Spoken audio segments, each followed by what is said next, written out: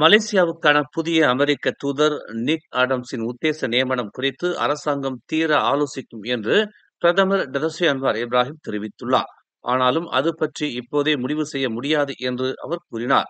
அமெரிக்காவுடன் வலுவான இருவழி தொடர்பை பேணி வரும் அதே வேளையில் முறையான அரசதந்திர உறவுகளையும் மலேசியா கடைபிடித்து வரும் என்று அவர் தெரிவித்தார். இந்த விவகாரம் பற்றி முடிவு செய்ய இன்னும் காலம் இருக்கிறது என்றும் அதற்கு முன்பு பல விஷயங்களை நாம் ஆராய வேண்டி உள்ளதாகவும் அவர் கூறினார்.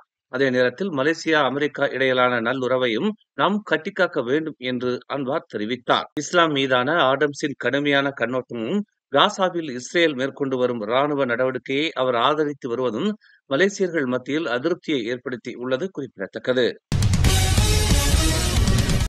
பெரிக்காத்தான் நேஷனல் கூட்டணி பொதுத் தேர்தலில் வெற்றி பெற்று மத்திய அரசாங்கத்தை அமைக்கும் பட்சத்தில் 3வது முறையாக பிரதமர் பதவிக்கு வரும் எண்ணம் தமக்கு இல்லை என்று டாக்டர் மகாதிர் முகமது தெரிவித்துள்ளார். அரசாங்கத்திற்கு தலைமை ஏற்று வழிநடத்தும் ஆற்றல் தமக்கு இப்போது கிடையாது என்றும், ஆனால் பல ஆண்டு கால அரசியல் அனுபவம் இருப்பதால் தேவையான ஆலோசனைகளை தம்மால் வழங்க முடியும் என்றும் அண்மையில் 100வது பிறந்த நாளை கொண்டாடியவரான மகாதிர் தெரிவித்துள்ளார். தாம் இப்போது வயோதிகனாகிவிட்டதாகவும் 100 வயது ஆகிவிட்டது என்றும் வழக்கம் போல் தம்மால் ஆவேசமாக உரையாற்ற முடியவில்லை என்றும் அவர் குறிப்பிட்டுள்ளார். இளைய தலைமுறையினருக்கான வாய்ப்பை தாம் கைப்பற்ற விரும்பவில்லை என்றும் இளைய தலைமுறையினரை வரவேற்பதாகவும் அவர் தெரிவித்துள்ளார். எனவே மீண்டும் பிரதமர் பதவியை தாம் ஏற்க மாட்டேன் என்று அவர் சுட்டிக்காட்டினார்.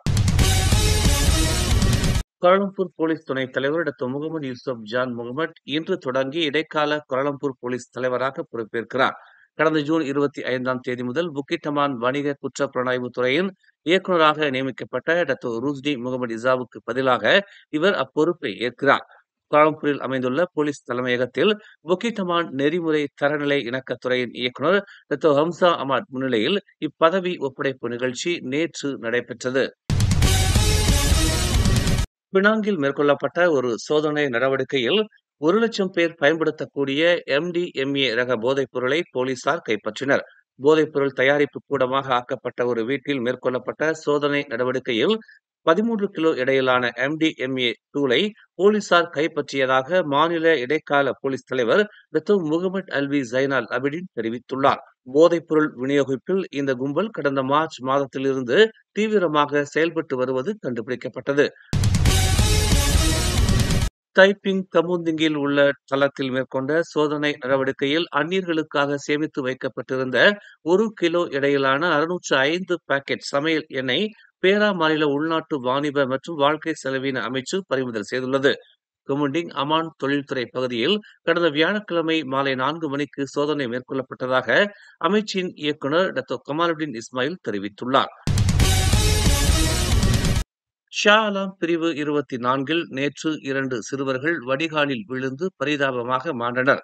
9 மற்றும் 12 வயதுடைய சிறுவர்கள் மயக்கமுற்ற நிலையில் காணப்பட்டதாகவும் பின்னர் சுகாதார அமைச்சு அதிகாரிகளால் அவர்கள் இறந்து விட்டதாகவும் உறுதிப்படுத்தப்பட்டதாக ஸ்லாங்கூர் தீயணைப்பு மற்றும் மீட்புத்துறை தெரிவித்துள்ளது.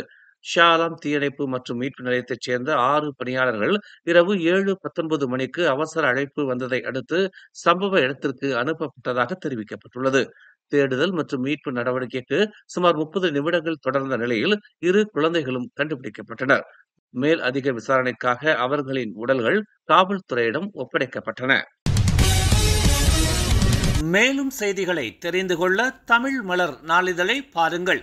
உடனுக்குடன் செய்திகளை தெரிந்து கொள்ள தமிழ் மலர் இணையதளம், தமிழ் மலர் செயலி மற்றும் மலர் டிவி யூடியூப் சேனலை வலம் வாருங்கள். எங்களோடு இணைந்திருக்க மலர் டிவியை பதிவு செய்து கொள்ளுங்கள். உறவுகள் மகிழ்ந்திட விருப்பம் மற்றும் பகிர்வு சேவையை சொடுக்கிடுங்கள்.